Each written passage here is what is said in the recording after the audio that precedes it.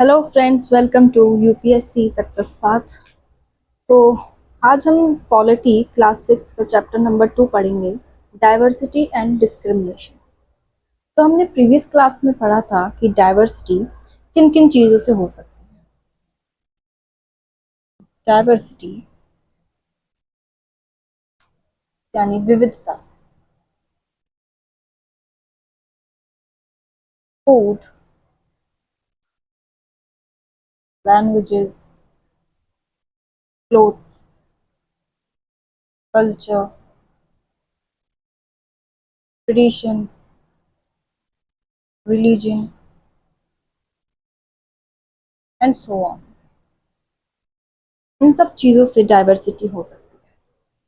तो आज हम जानेंगे कि ये जो डाइवर्सिटी है ये कब डिस्क्रिमिनेशन बन जाता है।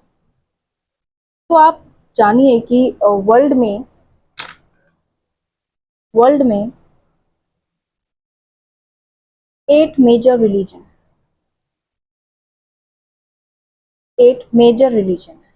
मेजर, और इंडिया में ये सारे religion every single every single one practised in India. India में ये सारे रिलीजन प्रैक्टिस किए जाते हैं। यहाँ पर इंडिया में 1600 प्लस लैंग्वेजेस हैं जो कि लोगों की मदर टंग है। Here I am talking about the mother tongue.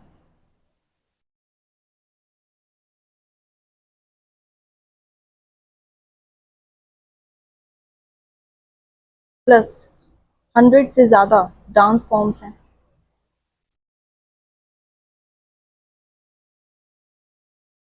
तो हम जानेंगे कि जो लोग हैं वो सिर्फ उन्हीं से फैमिलियर होते हैं, उन्हीं से अपने आप को सेफ फील करते हैं जिनसे उनके लिए उनका जो एटीट्यूड है, जिनसे वो सेफ फील करें, उनके ओपिनियंस मिलें। लेकिन people only get together with those when they feel safe and their attitude and opinion match with them. Suppose करिए कि आप हो, ठीक है। अब आप उन लोगों से ही तो ज़्यादा मतलब आप इंटरेक्ट करोगे जिनसे आपकी ओपिनियंस, जिनसे आपका एटीट्यूड मिलेगा, जिनके साथ आप सेफ फील करोगे। लेकिन आगे हम पढ़ेंगे कि कैसे ये जो एटीट्यूड है ये इतना चेंज हो जाता है कि ये डिस्क्रिमिनेशन की फॉर्म ले लेता है।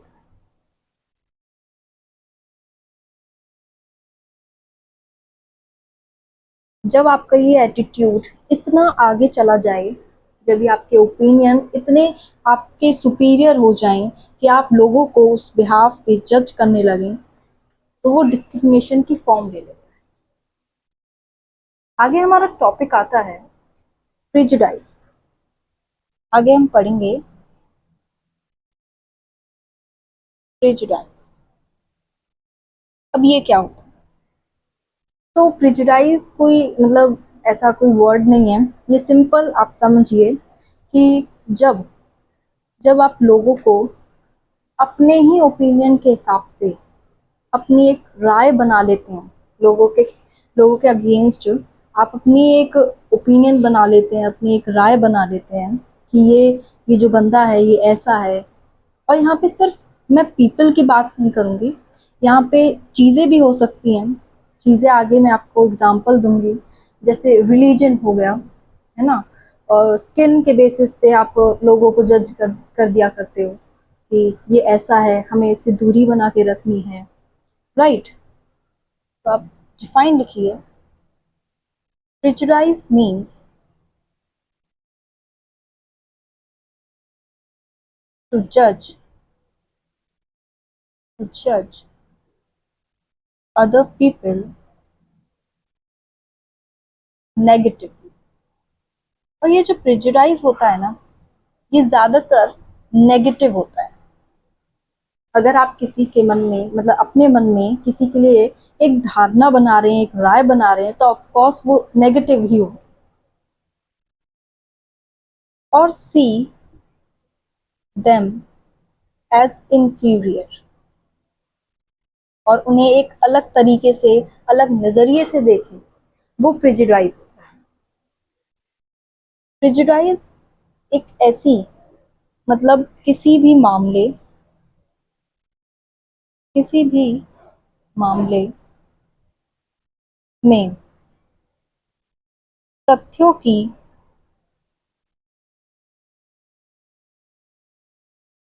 जांच किए बिना, किसी भी मामले में तथ्यों की जांच किए बिना अपनी एक राय बना लेना,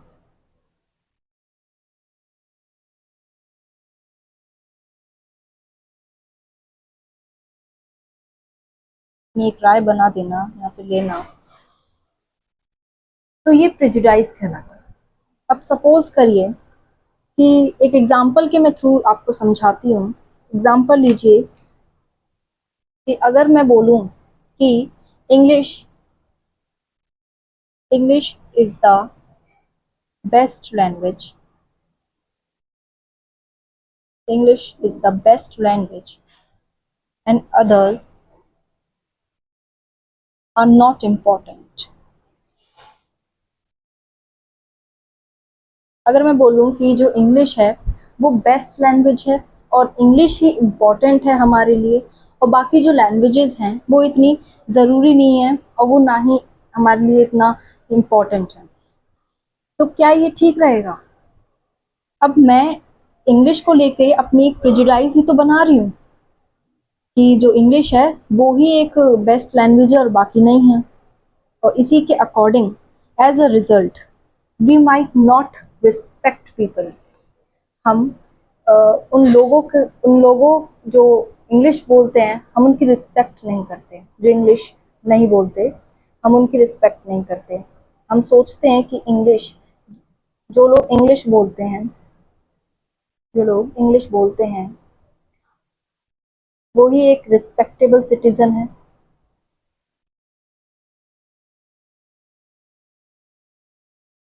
उन्हीं को इज्जत मिलनी चाहिए और बाकियों को नहीं, क्योंकि वो इंग्लिश नहीं बोलते। तो ऐसा ऐसा तो ठीक नहीं है ना। ये तो हमारा एक प्रेजुडाइज हो गया, ये एक राय हो गई। लेकिन एक बात यहाँ नोट करने वाली है, एक बात यहाँ नोट करने वाली है कि ये जो प्रेजुडाइज होता है ना, प्रेजुडाइज होता है, इसे हम समझाकर, अंडरस्टैंडिंग से ठीक कर सकते हैं। हम प्रेजुडाइज को अंडरस्टैंडिंग से समझाकर ठीक कर सकते हैं, क्योंकि ये एक हमारी राय है, ये हमारी एक राय है और हम इसे ठीक कर सकते हैं। और ये जो प्रेजुडाइज है, अभी मैंने बोला कि चीज़ों को लेकर भी हो सकती है, तो यहाँ मैंने चीज़ों की बात करी थी, things like religion,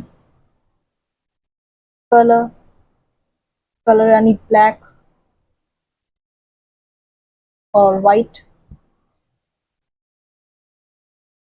right. Reason के बिहाफ पे भी प्रेजुडाइज हो सकती है कि कोई कोई भी व्यक्ति है, अगर वो इस रीजन में रहता है, तो हम अपने मन में एक धारणा बना लेते हैं, एक राय बना लेते हैं कि इस रीजन से बिलोंग करता है, तो ये अलग है हमसे, हमें इससे बात नहीं करनी, या हम उसे अलग नज़रिए से देखने लगते हैं। तो यहाँ रीजन हो सकता है। रिलीजन के बिहाफ पे भी हम आजकल बहुत ज़्यादा प्रेजुडाइज चलता है कि ये इस रिलीजन से बिलोंग करता है। सपोज करिए कि आपका कोई रिलीजन है और आपके सामने वाले का कोई और है, डिफरेंट रिलीजन से वो बिलोंग करता है। अगर ए का कोई रिलीजन है और बी का भी है, तो जो ए वाला है वो बी को एक अलग तरीके से देखेगा। मतलब वो सोचेगा कि जो बी वाला रिलीजन है वो मुझसे अलग है, या फिर वो मेरे हिसाब से वो ठीक नहीं है, और ऐसा ही बी वाला सोचेगा। तो ये क्या है, ये प्रिजुडाइज ही तो है। अपने मन में एक राय बना लेना रिलीजन के बिहाफ पर, कलर के बिहाफ पर कि ब्लैक है, हमें इससे दूर रहना है। तो यही तो है प्रिजुडाइज। हम उन लोगों से फ्रेंडशिप करना भी ठीक नहीं समझते।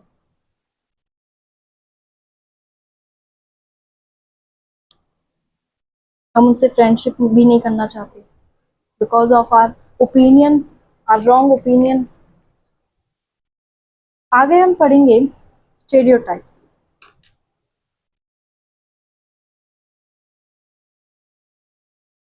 स्टेरियोटाइप्स। अब ये स्टेरियोटाइप्स क्या होता है? ये जो स्टेरियोटाइप है ये सिमिलर है प्रिजुडाइज के, बस इसमें थोड़ा सा डिफरेंस है। पहले इसका एग्जाम्पल समझ लेते हैं कि जो प्रिजुडाइज है ये जेंडर के बेसिस पे बहुत होता है।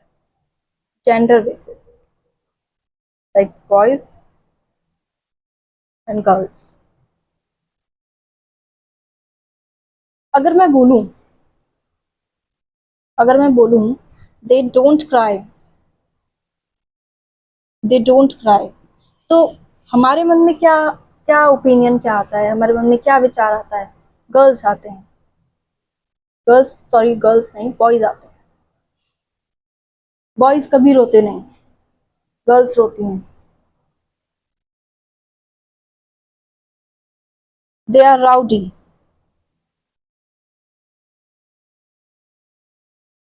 तो राउडी कौन होते हैं? बॉयज होते हैं, गर्ल्स नहीं होती। तो ये हमारे क्या है, ये स्टेरियोटाइप्स ही तो हैं। जब जब हमारे कोई भी ओपिनियन है किसी को भी लेकर, एक पक्की धारणा बना लेते हैं हम एक पक्की धारणा बना लेते हैं किसी किसी को भी लेकर, चाहे वो रिलीजन हो गया, कोई इंसान हो गया। जब हम पक्की धारणा बना लेते हैं तो वो स्टेरियोटाइप हो जाता है। हम उसे बदल नहीं सकते। प्रेजुडाइज को हम बदल सकते थे, हम अंडरस्टैंडिंग से बदल सकते थे। Can be change, but stereotype can't. क्योंकि ये पक्की धारणा हो गई ना। अभी मैंने एग्जांपल दिया, दे डोंट क्राई, तो कौन नहीं रो सकते? बॉयज नहीं रो सकते। They are rowdy, boys rowdy होते हैं। तो ये क्या है, ये हमारे मन में, जो हमारे माइंड में जो एकदम से थिंकिंग आती है, एकदम से सोच आती है, तो वो क्या होती है? वो स्टेरियोटाइप्स ही तो होते हैं, बिल्कुल पक्की धारणा। अब आगे हम चलते हैं कि ये जो पक्की धारणा है, ये डिस्क्रिमिनेशन की फॉर्म कब ले लेती है।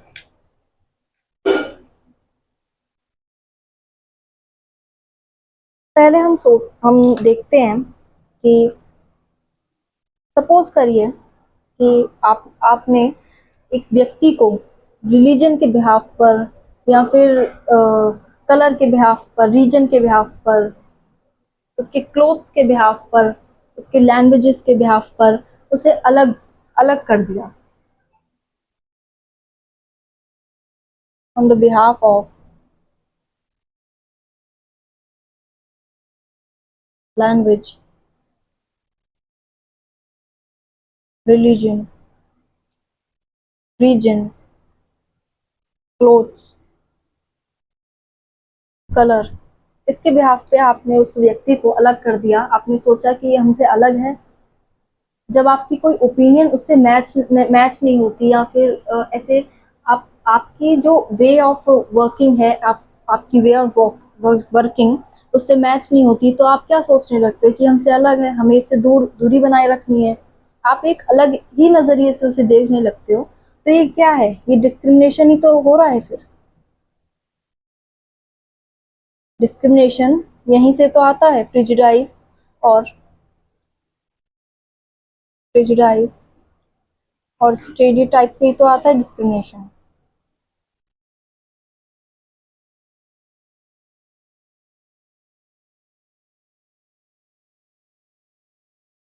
आगे हम देखेंगे, जब हम डिस्क्रिमिनेशन की बात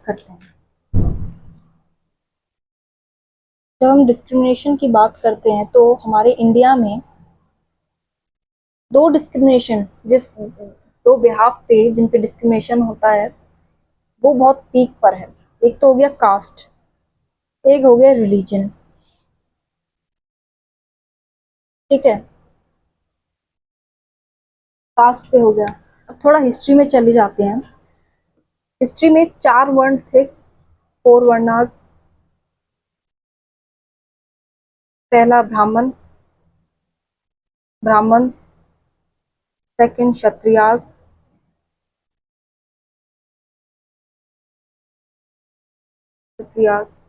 थर्ड वैश्यास, फोर्थ शूद्रास। तो ये हमने चार वर्ण बनाए थे पहले। जो उस टाइम के लोग लोग थे, उन्होंने चार वर्ण बनाए थे, ब्राह्मण, क्षत्रियास, वैश्यास और शूद्रास। तो शूद्रास का क्या वर्क होता था कि ये जो बाकी के जो ये तीन वर्ण हैं, ये इनको सर्व करेंगे, ये इनको सर्व करेंगे। कोई भी मतलब ऐसा काम होता था जो ये तीन वर्ण नहीं करते थे, ये शूद्रास करते थे। तो ये तीन वर्ण वर्ण क्या करते थे, ये उन शूद्रास को अलग, बिल्कुल अलग कैटेगरी का समझने लगे।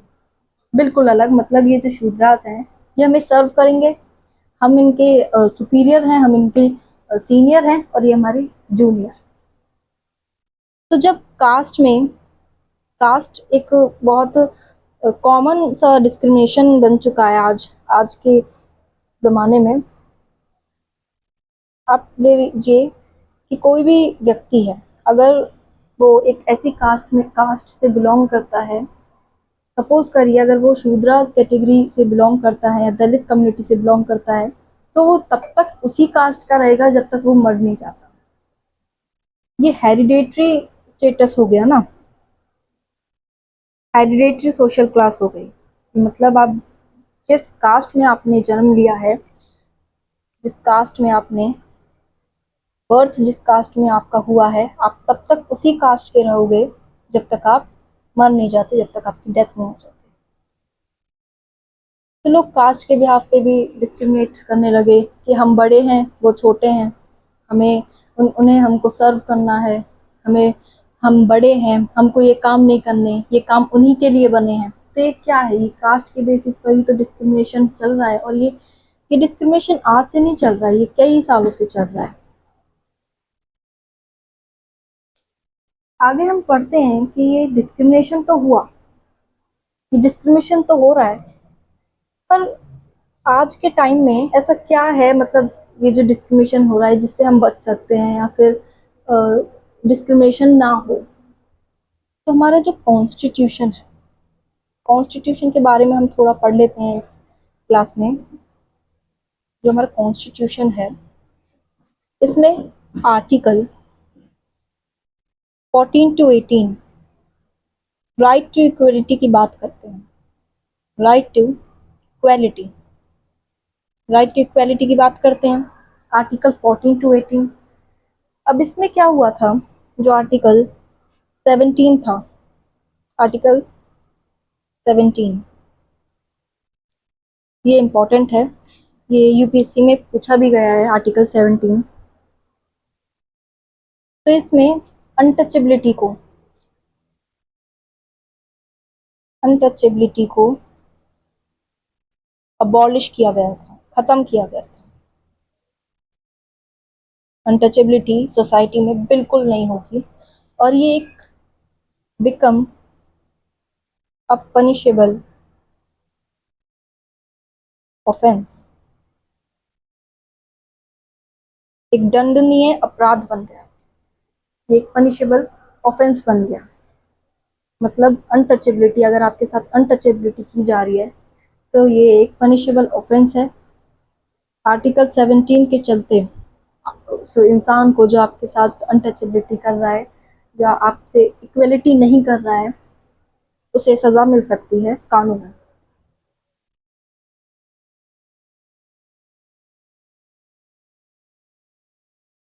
थोड़ा हम कॉन्स्टिट्यूशन के बारे में भी पढ़ लेते हैं। तो कॉन्स्टिट्यूशन,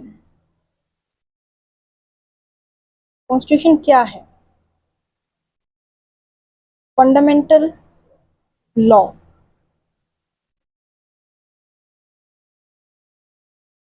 रिटन, यहाँ मैं इंडिया की बात नहीं कर रही हूँ, unwritten.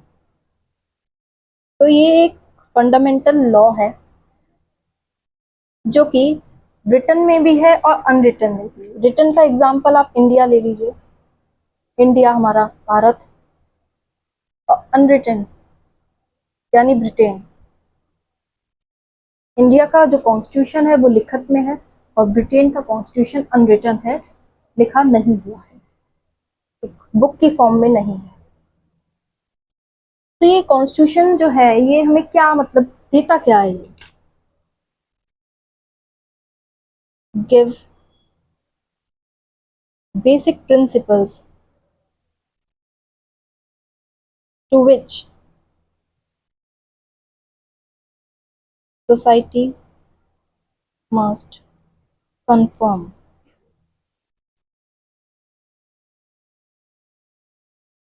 in which government has to work, right? ऐसे भी बहुत सारी चीजें हैं जो हमें कॉन्स्टिट्यूशन देता है। पहला तो हो गया एक बेसिक प्रिंसिपल्स, रूल्स और रेगुलेशंस।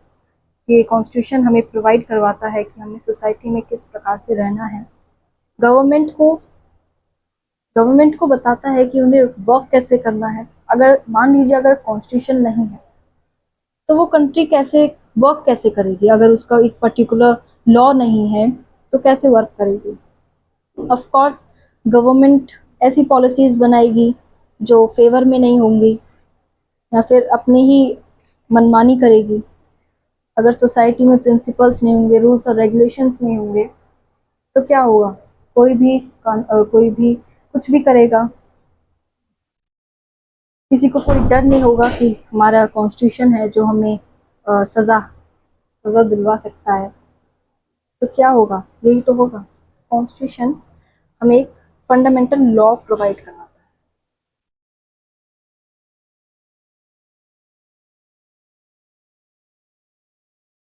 हमने डिस्क्रिमिनेशन पढ़ा था, तो इसकी एक पर्टिकुलर डिफाइन लिख लीजिए। Discrimination, when people act in a way that is due to their prejudice or stereotype,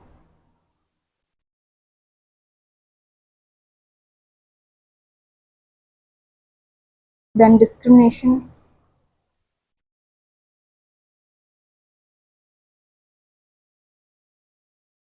takes place। जब व्यक्ति स्टेरियोटाइप और प्रेजुडाइज के अकॉर्डिंग वर्क करने लगता है, ऐसे सोचने लगता है, एक्ट करने लगता है, तो डिस्क्रिमिनेशन टेक प्लेस होता है। आगे हम थोड़ा पढ़ते हैं कि इक्वेलिटी दिलवाने के लिए किसका सबसे बड़ा योगदान था। तो doctor B are Ambedkar,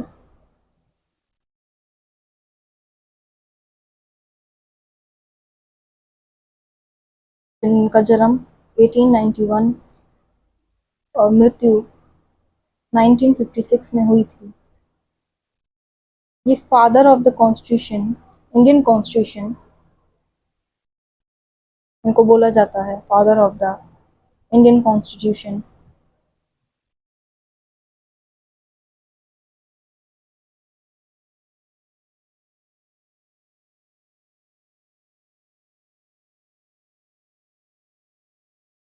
He is also the best known for leader of Dalits, क्योंकि ये खुद भी एक दलित कम्युनिटी से बिलोंग करते थे, एक महार महार कास्ट से बिलोंग करते थे।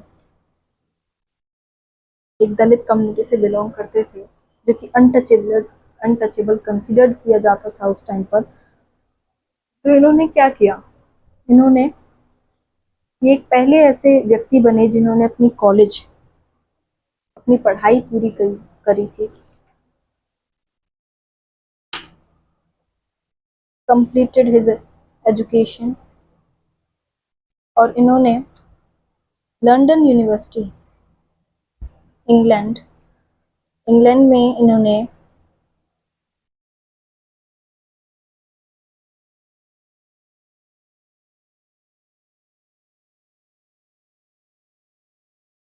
इंग्लैंड में गए ये लॉयर बनने के लिए। और इन्होंने ऐसे बहुत से दलित कम्युनिटी से बिलोंग करते थे, जो बच्चे, चिल्ड्रन, उनके लिए एक सोर्स ऑफ इंस्पिरेशन बने। Source of inspiration, source of inspiration कैसे बने? क्योंकि ये खुद एक दलित कम्युनिटी से बिलोंग करते थे, तो इन्होंने मेहनत कर कर, स्ट्रगल कर कर अपनी पढ़ाई पूरी करी, इंग्लैंड से लॉयर बने, और ये father of the Indian constitution भी इनको बोला जाता है। तो ये सोर्स ऑफ इंस्पिरेशन ऐसे बने कि अगर मैं एक दलित होकर ऐसे, मतलब दलित कम्युनिटी से अगर बिलोंग करता हूँ उस टाइम में, दलित कम्युनिटी, जो लोग दलित कम्युनिटी से बिलोंग करते थे उनको एक अलग नज़रिए से देखा जाता था।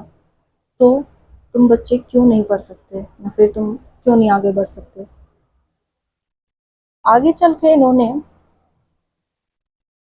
बुद्धिज्म बुद्धिज्म को अडॉप्ट किया with thousand of his followers,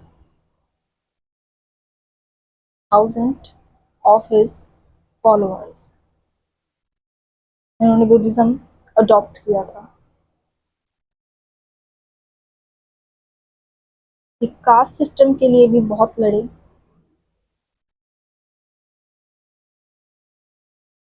उन्होंने बहुत कास्ट सिस्टम के लिए बहुत स्ट्रगल किया।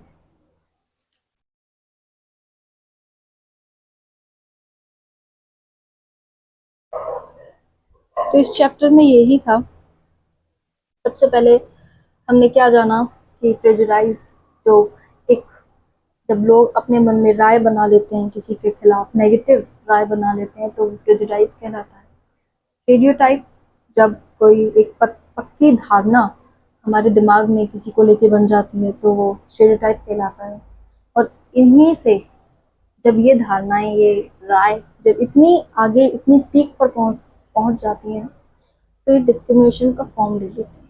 डिस्क्रिमिनेशन को कम करने के लिए या फिर हटाने के लिए हमारा इंडियन कॉन्स्टिट्यूशन में जो आर्टिकल 14 टू 18 है, जो राइट टू इक्वलिटी की बात करते हैं, उसमें आर्टिकल 17 अनटचेबिलिटी को अबॉलिश किया गया था उसमें, जो कि एक पनिशेबल ऑफेंस था। उसके थ्रू हमने इक्वलिटी को आगे बढ़ाया था। कॉन्स्टिट्यूशन के बारे में पढ़ा, रिटन और अनरिटन। इंडिया का कॉन्स्टिट्यूशन रिटन फॉर्म में है और ब्रिटेन का अनरिटन फॉर्म में है। आगे हमने पढ़ा अनटचेबिलिटी क्या थी, अनटचेबल्स क्या थे, बी आर अम्बेडकर जी के बारे में भी हमने कुछ पढ़ा। इस चैप्टर में यही था। आई होप आपको समझ में आया होगा, पॉइंट पॉइंट क्लियर हुआ होगा। Thank you.